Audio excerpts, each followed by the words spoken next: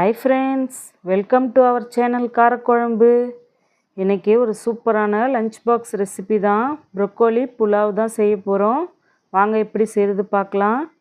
அதுக்கு ஃபஸ்ட்டு ஒரு ப்ரொக்கோலி வாங்கியிருந்தேன். அதை கொஞ்சம் பெருசு பெருசாக கட் பண்ணி வச்சுக்கோங்க. அடுப்பில் இந்த மாதிரி ஒரு பாத்திரத்தில் தண்ணி வச்சுக்கோங்க. வச்சுட்டு இதை பாருங்கள், இந்த சைஸ் கட் பண்ணால் கரெக்டாக இருக்கும். ரொம்ப குட்டி குட்டியாக இருந்தால் குழஞ்சிரும்.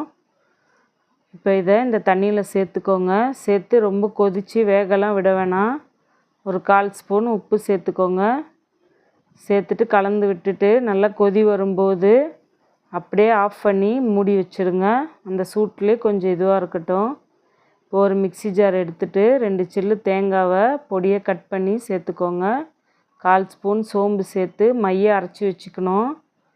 இப்போ அடுத்தது ஒரு குக்கர் எடுத்து அடுப்பில் வச்சுடுங்க. வச்சுட்டு ஒரு கரண்டி அளவு எண்ணெய் சேர்த்துக்கணும்.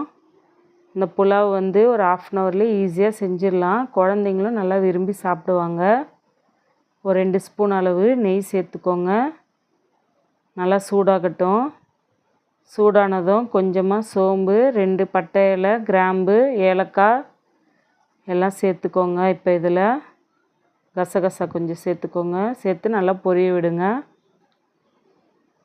நல்லா பொரிஞ்சதும் 2 பெரிய வெங்காயத்தை நீல வாக்கில் கட் பண்ணி வச்சுருந்தேன், அதையும் சேர்த்துக்கோங்க. நான் இன்றைக்கி ஒரு 2 பச்சை மிளகாய் பெருசு பெருசு எடுத்துருந்தேன். உங்களுக்கு காரத்துக்கு எவ்வளோ தேவையோ நீங்கள் எக்ஸ்ட்ரா கூட சேர்த்துக்கலாம். குழந்தைங்க ரொம்ப காரமாக இருந்தால் சாப்பிட மாட்டாங்கல்ல, அதனால தான். நல்லா வெங்காயத்தை வதக்கிக்கோங்க. இது போல் போட்டுட்டு இப்போ இந்த புலாவுக்கே தேவையான அளவு உப்பு சேர்த்துக்கிட்டேன். 1/2 ஸ்பூன் அளவு சேர்த்துருந்தேன், கரெக்டாக இருந்துச்சு. நல்லா வதக்கிட்டு இப்போ இதில் ஒரு ஸ்பூன் இஞ்சி பூண்டு பேஸ்ட் சேர்த்துக்கோங்க.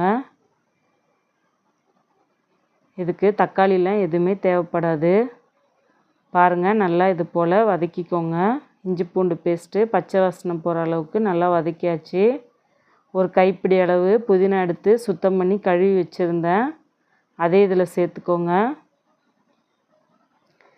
சேர்த்து இதையும் நல்லா வதக்கிட்டு அரைச்சி வச்சுருந்தோம் இல்லையா தேங்காய் பேஸ்ட்டு, அதையும் இதில் சேர்த்துக்கோங்க. சேர்த்து கொஞ்சம் வதக்கிக்கோங்க.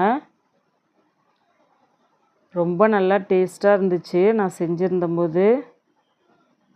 இப்போது அந்த ப்ரொக்கோலியில் இருக்க தண்ணியை வடிச்சிட்டு புலாவில் இதில் சேர்த்துக்கோங்க. குக்கரில் சேர்த்து நல்லா கலந்து விட்டுக்கோங்க. நான் இன்றைக்கி ஒரு 1/2 கிலோ அளவு அரிசி எடுத்திருந்தேன். அதை ஒரு 1/2 மணி நேரம் ஊற வச்சுட்டு இதில் சேர்த்துக்கலாம். நம்ம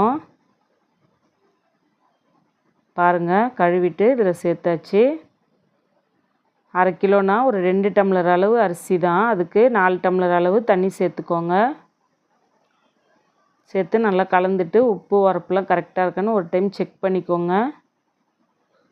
இப்போது குக்கரை மூடிடலாம். நம்ம குக்கரில் விசில் வரட்டும். அதுக்குள்ளே போய் நம்ம சேனலை சப்ஸ்கிரைப் பண்ணிட்டு வந்துடுங்க. பாருங்கள், விசில்லாம் கரெக்டாக இருக்கான்னு செக் பண்ணிவிட்டு ஒரு 2 விசில் விட்டு இறக்கிடுங்க. போதும், ரொம்ப விட்டால் குழஞ்சிடும் சாதம்.